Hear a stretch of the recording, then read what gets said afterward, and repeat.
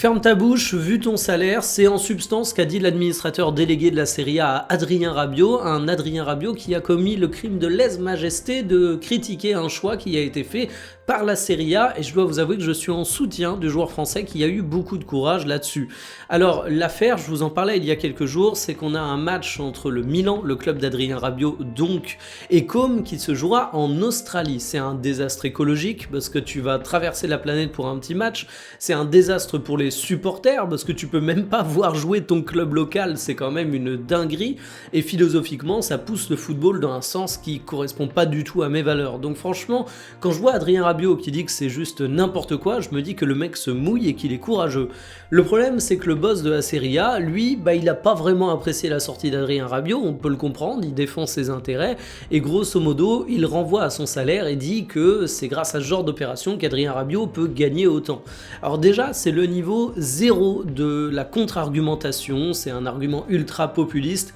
et le salaire d'Adrien Rabiot, qu'il y ait ou pas ce match qui se déroule en Australie, il l'aurait touché. Quand tu vois à quel point c'est divisé entre les clubs, quand tu vois que les clubs divisent leur masse salariale entre différents joueurs, ça va pas changer la rémunération de Rabiot, croyez-moi. Mais en plus, c'est pas parce que tu bosses pour un club dans une ligue